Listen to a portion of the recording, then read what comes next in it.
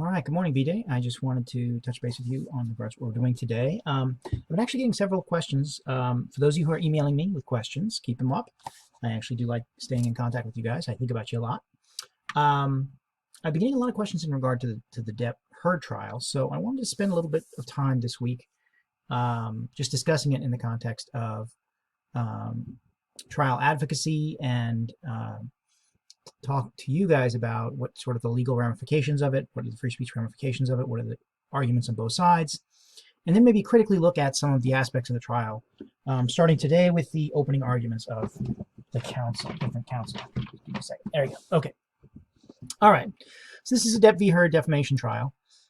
I do have some premises in regard to this presentation. So the first thing, I'm not going to really go into the anything to do with their marriage, which apparently was pretty volcanic. I don't, to be honest with you, I'm not fans of either actor, and so I don't know very much about their personal lives or about their lives together. So I'm going to assume that everyone involved in all of these proceedings is in good faith, is telling the truth as far as they understand it and believe it, and that all their pleadings are made in good faith. And we'll analyze it based on all those premises. Okay. I'm also assuming that the differences in pleadings represent true differences in interpretation of opinion, and that no one's trying to lie. No one's actually trying to perjure themselves or file false documents. I, of course, may be incorrect in these premises, and my guess is some of you who may have followed their careers and their lives together might know a lot more about their personal lives and have more evidence and basis and understanding their viewpoints in this. So I'm just going to address it as someone who doesn't really follow either actor and address it purely as a legal case. Okay. So I'm not taking sides in terms of the truth or falsity of the accusations in either direction. I'll leave that up to you collectively to decide. Okay. All right. So here's the important timeline that I'm going to cover. So I'm not going to talk about anything prior to the filing of divorce in May of 2017. Obviously, there's a lot of things that happened prior to that, but I'm not going to get involved in them prior to the divorce decree, which became final in 2017. And then December 18th, 2018, which becomes very significant for the case that at bar today, Heard writes an op-ed piece for the Washington Post. The title of it is "I Spoke Up Against Sexual Violence and Faced Our Culture's Wrath That Has to Change." And you guys will be able to read that today, hopefully with Mr. Catch's insight into what an op-ed is, what goes into publishing an op-ed, and things of that nature. Just to give you a feel for the background of how these kinds of op-ed pieces come about. How is it that Amber Heard was able to publish an op-ed in the Washington Post? So all those sorts of things, Mr. Catch, with his vast background in the media, much deeper and more profound than my own, hopefully will be able to give you guys some insight into how that sort of thing occurs. And I want you guys to read the actual piece, because I want you to look at it with a critical eye to determine whether or not you think this is a sufficient basis for what Depp's lawsuit is going to be, which I'm going to explain in just a second. Okay? And of course, Depp files a suit in Fairfax County, and the case goes to trial on April 11th. All right. So a couple of questions that came up that several of you sent me. So one is, how was Depp able to file his lawsuit in Virginia? Given that he and Heard are residents in California, as far as I know, they have very few direct contacts in Virginia. And so one of the things, and if we get to trial sometime this before the end of the semester, we'll talk a little more about this. But in order to file a civil case, you have to have some contacts with the state that allow you to do so. And so in the lawsuit, Depp is alleging that Virginia is the proper venue because the Washington Post, which is where the op-ed piece was published, the publication in which the alleged defamation took place, is distributed in Virginia, and therefore that gives them sufficient contacts to have filed this in Virginia. So far that has been accepted by the court. So the court feels it has jurisdiction in this case, and that's why he's able to file in Virginia, even though he's not a resident of Virginia. Okay. So the technical definition of what he's suing for what we call defamation, which is sort of largely the notion of spoken or written communication that damages someone else. It's an allegation based specifically on this notion of libel. So libel is printed speech that harms the reputation of another. Slander is the spoken version of that. Okay. So often libel and slander are conflated with one another, but libel is written and slander is spoken. Okay. Now, why is this a free speech issue? Courts have been very reluctant to limit free speech, and in particular, if I say something that offends you, courts have been very careful not to essentially issue a blanket um, and shall we say, very liberal policy in defamation, such that anytime someone is offended, they can sue, or at least they can successfully sue. It is true that anyone can sue for anything they want, but most of the time they don't win. And in particular, if someone is speaking freely as protected under the First Amendment right, courts don't necessarily want to limit or chill, what's called chill that speech, without good cause. Okay. On the other hand, courts don't want to allow someone to simply damage someone without any impunity at all. And so courts have tended to apply a balancing test to that, in general favoring free speech, but in situations where speech can damage someone else, the courts will allow a civil recovery against someone, and perhaps a limitation on a certain degree of their free speech. Free speech, as I don't know if we got a chance to talk about it, but hopefully we will at some point. If we didn't, if we did talk about it, hopefully this will refresh your recollection that free speech is not unlimited. Okay? All right. So in Virginia, what do you have to prove defamation? So there are three elements of libel in Virginia. One is there's a publication. The second is there's an actionable statement in that publication. And the third was the actionable statement was published with the requisite intent. Okay, it's not enough that something was published that injured you, and as we'll see, we'll go through these requirements. There's actually, the burden of proof is not inconsiderable. So what does it mean when something, so first, publication, pretty straightforward, publication in a major, in this case, for the purposes of this common law, publication in a major publication that is distributed in Virginia to some great degree. So Washington Post certainly qualifies. The second thing that Depp's going to have to prove is that this was an actionable statement. So an actionable statement has to be both false and defamatory, which is to say damaging to someone's person or reputation. Okay? One of the defenses to defamation is that it's true. So if a statement is actually true, right, you can't be sued for defamation. If I say the truth using my free speech right, and the truth happens to damage you, right, if it's a legitimate statement, so accusing someone, for example, correctly so, that they on a prior occasion have been convicted of a crime of moral turpitude of some kind, in and of itself would be an absolute defense against defamation. You couldn't be sued for defamation of character if all you were saying was in fact the truth.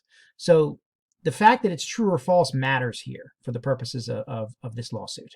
In particular, the allegations or alleged allegations made in the op-ed piece, which you guys will have read by now, or are going to read actually, but after this point, so you'll read this before you see the opening statements.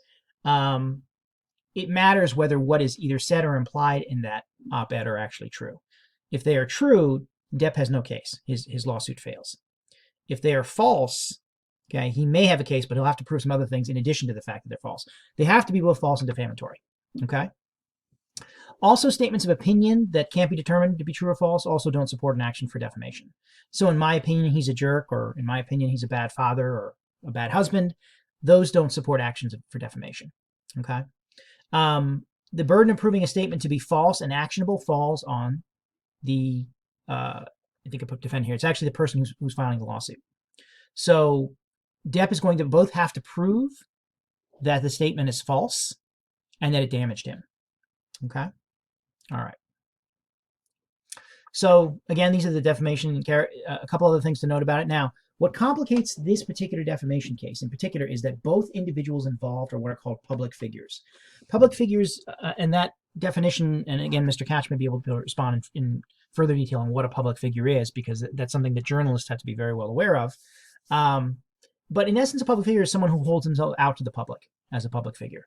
Sometimes there are a little more nuance to that, but in this case, certainly both parties here qualify as public figures. And so a public figure can't recover in defamation. An ordinary person can recover in defamation with just the three elements I just mentioned, which is a publication and actual statement with requisite intent. But even with those three elements present, if a public figure is suing for defamation, they have to prove the statement was made with actual malice. And the reason for that, and this is something that hopefully Mr. Couch will be able to respond to as well, had to do with the protection of the free speech of a variety of publications.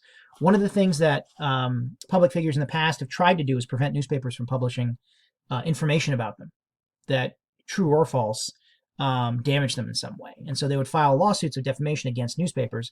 And so what courts did is create a higher barrier for public figures. public figures, if you hold yourself out to the public as a figure, and certainly an actress or an actor or a politician qualify, you can't then sue and recover in defamation unless you can show that the person who presented the message or publication had actual malice, actually intended to hurt you. And the burden of proving actual malice is on the plaintiff. So Depp is going to have to prove all the elements, that it was published, that it was an actionable statement, which means false and defamatory, and that there's requisite intent. Okay? And in this case, we're talking about the notion of actual malice. Okay?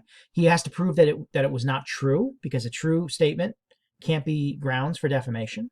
Okay? And he has to prove that it just wasn't a matter of opinion. Okay?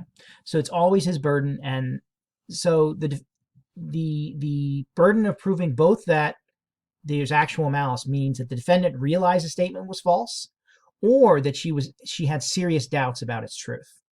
Okay? So it doesn't have to quite rise to the level of proving that she lied, but it has to prove that at least she was not certain of the truth, that it was not a matter of opinion, that she had some reason to believe that what she was saying wasn't true. And that burden is what's called clear and convincing evidence. So clear and convincing is not as high as beyond a reasonable doubt. It's more so than preponderance of the evidence. I suppose if you had to assign a percentage, it'd probably be in the 75 to 85%. Okay, so it's actually a pretty high burden for Depp to overcome. Okay, all right. So those are the things that he's going to have to do in a Virginia court. He's going to have to prove, and I'm going to give you guys a case note sheet that summarizes this discussion we just had. So you have those case sheets in front of you when you guys observe the opening arguments, and when you read the op-ed piece, you'll have these things in front of you to decide, well, does this qualify? Do I think this really makes the case? Okay. Now the next question some of you have been asking is, why would Depp file a defamation lawsuit in Virginia? What's the advantage? Well, to answer that, we're going to have to answer first this notion of venue shopping. So this is where a plaintiff seeks to file a lawsuit in certain jurisdictions that has laws more favorable to their case. Okay? Now, you can't simply file in any jurisdiction you want. You have to have some minimum contacts there. And the defendant also has to have some minimum contacts there. In this case, there's really no issue with either of those points, because the court has held that the Washington Post being published here is enough for both parties to be involved in the jurisdiction of the court. But sometimes that's not a trivial matter. And the reason you might do it is if you think the laws of the state that you are trying to file in are more favorable to your case. Okay? Now, in particular, what's favorable about Virginia? Well, another piece of a definition that you need to know to discuss that is this notion of the acronym is SLAPP, but it refers to a strategic lawsuit against public participation. Okay? And this is sort of an acronym that was used in the past to deter, silence, or punish protected speech. Okay? And originally it was used to describe lawsuits filed by corporations. In particular, corporations who were trying to file lawsuits against environmental groups or residents who opposed something that they were doing with use of land. And so the corporation would sue them for defamation of their corporate reputation, whatever that means, not really because it was a good case, not with any real notion of actually bringing the case forward or winning the case at trial, but simply to chill and deter and cost the other side money, right? And if you can sort of throw money at the problem and keep the ball in the air, I can keep filing defamation lawsuits against you, okay? And they were called SLAPP lawsuits because they were really meant to try and squelch protected speech, okay?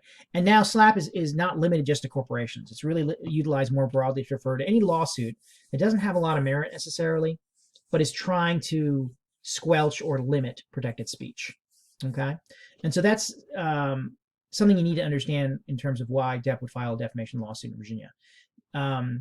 This may or may not be a SLAPP lawsuit, but one of the things that matters for the purposes of this discussion is Virginia a good case to file this kind of lawsuit to try and squelch speech you don't like, okay? Now, he has to prove actual malice. He has the burden of proving actual malice and just demonstrate everything by clear and convincing evidence. So he has to prove that Heard published her statement with the knowledge its content was false or was seriously doubtful as to its truth. Okay? So since this is a very high burden, it is suggestive that the lawsuit was filed to chill free speech. Okay? I'm going to continue on my next lecture in just a second, only because I have a limit on the how long I can keep my lectures. So I'll be with you in just a second.